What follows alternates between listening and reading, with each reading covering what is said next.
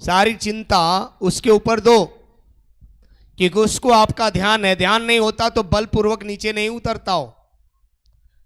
अब उसने निश्चय कर लिया है कि मैं मानव जाति का उद्धार करूंगा, करूंगा तो करूंगा। हालेलुया। क्योंकि वो किसी जाति पाति का नहीं है। परमेश्वर किसी जाति पाति का, वो एक ही है, वो पूरे दुनिया का मालिक, हर कौम का मालिक, हर समाज का मालिक है वो जो। इसलिए वो अपने संसार में आकर के पूरे मानव जाति का उद्धार कराएगा। वह सिर्फ ये नहीं है कि यीशु आया तो ईसाइयों का परमेश्वर हो गया, ऐसा कुछ नहीं। वो आया जरूर वहां, पर पूरे दुनिया का परमेश्वर है। हालेलुया। क्योंकि उसे जाति पाति से कोई मतलब नहीं है।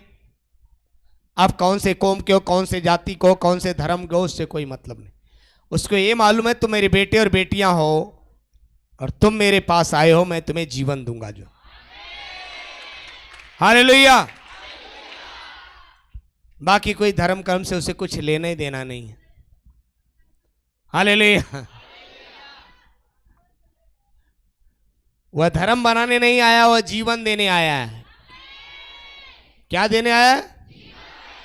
पवित्र शास्त्र कहता है शैतान किसी और काम के लिए नहीं, केवल चोरी करने, घात करने, नाश करने के लिए आता है। दुष्ट का काम क्या है? चोरी करना, घात करना, चोरी करना, घात करना। लेकिन प्रभु ने कहा मैं तो इसलिए आया हूं, मैं तो कि तुम जीवन पाओ, जीवन पाओ, बहुतायत का जीवन पाओ। हालेलुया। उसने नहीं कहा मैं धर्म बनाने आया हूं जो, उसने कहा मैं इसलिए आया हूं कि तुम मानव जाति को जीवन देने के लिए आया है, मनुष्य को जीवन देने के लिए आया है। Hallelujah, hallelujah. धन्यवाद परमेश्वर, धन्यवाद परमपिता बस। मेरे प्रिय भाई बहनों, मनुष्य क्यों पाप में गिरा और पड़ा है? भजन संहिता अध्याय 1:1 कहता है क्या ही धन्य पुरुष जो दुष्टों की युक्तियों पे, न पापियों के मार्ग में खड़ा होता है, न ठट्ठा मारने वालों की मंडली में। यही काम संसार कर रहा था, इसी कारण हम पाप में गिरे हुए। क्या ही धन्य पुरुष जो दुष्टों की युक्तियों पे नहीं चलता है। प्रभु ने आपके पास दिमाग दिया है, सब कुछ दिया है, पर मनुष्य क्या करता है? कुछ भी थोड़ा सा हूं टू किसी से हुआ, भाग के तीसरे के पास पहुंच जाएगा सलाह लेने के लिए। बताओ भैया ऐसा ऐसा हो गया है, उससे मैंने झगड़ा कर लिया है, ऐसा हो तो कहेगा ठीक करके आया है ना, अभी और जाके कर। दिमाग तुम्हारा कहां गया? अपने दिमाग का इस्तेमाल करो। हालेलुया। क्या ही धन्य पुरुष जो दुष्टों की युक्तियों पे, वहां जाओगे वो व्यक्ति आपको सलाह नहीं देगा बल्कि आपको अझुरा देगा जो, तो अझुरा देगा, आपको अच्छा लगेगा। आप ये नहीं कहोगे कि नहीं ये सलाह भी दे रहा फिर भी मैं ऐसा नहीं करूंगा, जो हुआ सो हुआ, मैं पश्चाताप करूंगा, मैं पछताऊंगा, जो किया मैंने गलत किया है, मुझे दुख सह लेना चाहिए था, क्यों मैंने उससे झगड़ा कर दिया। क्या ही धन्य पुरुष जो दुष्टों की युक्तियों पे, योजनाओं पे नहीं चलता है, नहीं पापियों के मार्ग में खड़ा होता है। जहां बुराई का काम चल रहा वहां खड़ा नहीं होता। वो देखेगा यहां गपशप की बातें चल रही है, लोग आपस में ठट्ठे मार रहे हैं, वो तुरंत वहां से चला जाएगा। न ठट्ठा मारने वालों की मंडली में बैठता है, वो रात दिन परमेश्वर की व्यवस्था पे ध्यान लगाए रहता है। हालेलुया। उसका ध्यान कहां रहता है? परमेश्वर की व्यवस्था पे, संसार की व्यवस्था पे नहीं। परमेश्वर की व्यवस्था पे रात दिन ध्यान लगाए रहता है। और पवित्र शास्त्र कहता है ऐसा मनुष्य उस वृक्ष के समान, उस पेड़ के समान जो बहती हुई नाली के किनारे लगाया गया, जिसका जड़ जल के तह तक पहुंचा हुआ, सूखा काल में भी उसे कोई हानि, उस समय पे अपने फल को लाता है, समय पे अपने फल को लाता है। ऐसा व्यक्ति, आगे कहता है ऐसा व्यक्ति जो इस दुनिया में चाहे वो कर सकता है। जो कोई काम कठिन नहीं, उसके लिए एक भी काम कठिन नहीं है, क्योंकि वो इन चीजों से दूर है। न बुराई के मार्ग पे है, न ठट्ठा मारने वाले की मंडली में है, न लोगों की बुरी बातें सुन रहा है, न बुराई के मार्ग पे खड़ा है। वो रात दिन परमेश्वर की व्यवस्था पे ध्यान पे है। वो कहता है ऐसे पेड़ के समान है, जैसे भी सूखा आया, पेड़ जड़ में पानी नहीं, सूख जाएंगे, पर एक पेड़ ऐसा जिसका जड़ ही जल के तह में पहुंच लिया है, सूखा पड़े कुछ भी हो उसे कोई मतलब, वो समय पे फल लाएगा, पत्ते कभी मुरझाएंगे नहीं, क्योंकि उसकी जड़ कहां है। वैसे वो मनुष्य जो व्यवस्था में रात दिन परमेश्वर पे ध्यान, उसकी जड़ जो है परमेश्वर से लगी हुई है। परमेश्वर वो है जो सारे सृष्टि को बनाने वाला है। हालेलुया। और जिसका रिश्ता वहां जाके मजबूत हो जाए, उसे क्या मतलब, अकाल है कि सुकाल है कि आग है कि पानी, उसे क्या लेना दे, कुछ भी हो, उतना जड़ है उसकी मजबूत है। वो हर समय खुशी रहेगा, हर समय रहे, हर समय आनंद मनाता रहे। Hallelujah, hallelujah, hallelujah, hallelujah. धन्यवाद परमेश्वर। पाप की जड़ कमजोर होती है। पाप की जड़, पेड़ बहुत विशाल होता है,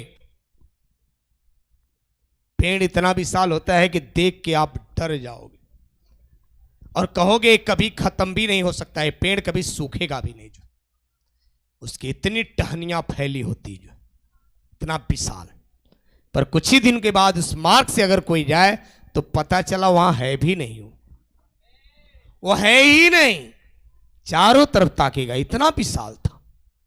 अरे तो जीवन में नहीं हटने वाला था, कहां चला कहां गया, जो क्योंकि उसकी जड़ बहुत ही नाजुक। सब कुछ तो बहुत बड़ा है, पर जड़, पाप की जड़ बहुत कमजोर होती। कब वो गिर जाएगी कोई भरोसा।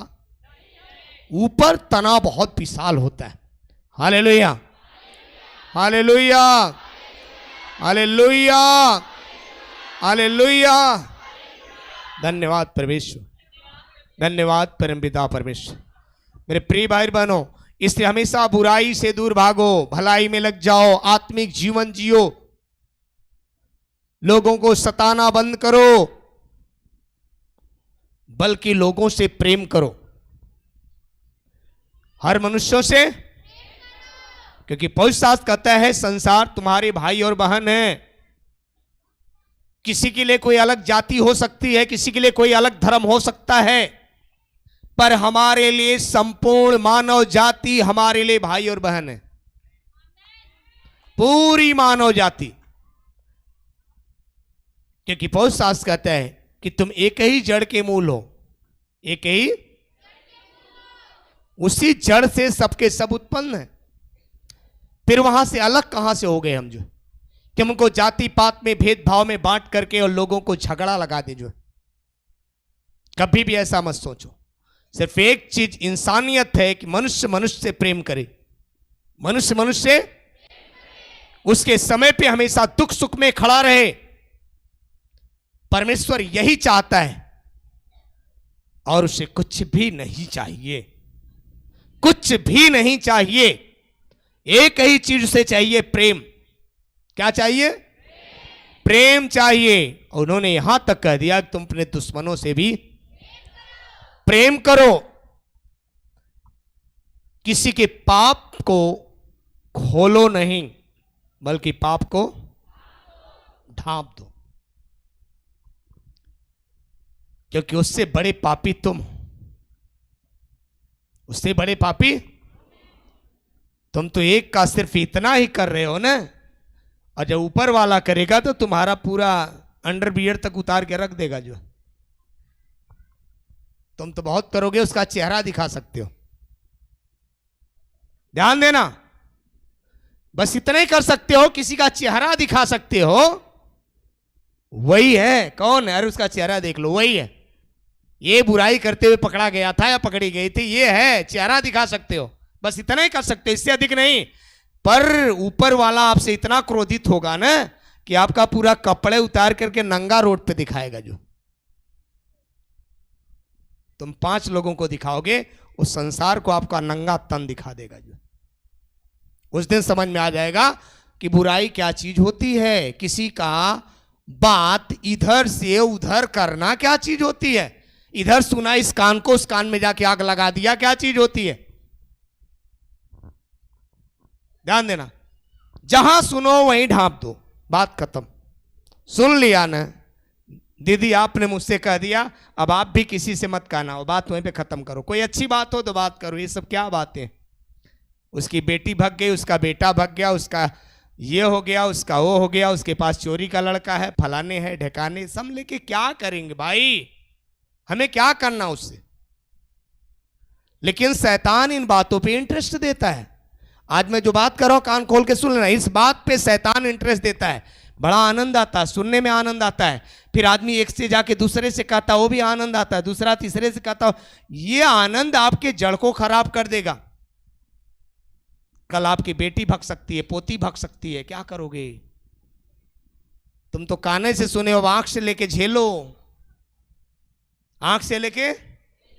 अभी तो कान से सुने थे कि फला की लड़की भग गई थी, पर तूने जाके 4 लोगों को बताया। कल तुम्हारी बेटी या पोती भगेगी, तब बैठ के छाती पीटोगे, अरे बप्पा मैंने क्या किया था। वो इतना जलनहार, उसने कहा मैं तुम्हारा जलनहार परमेश्वर हूं, मैं अपनी महिमा दुनिया में किसी को भी नहीं दूंगा।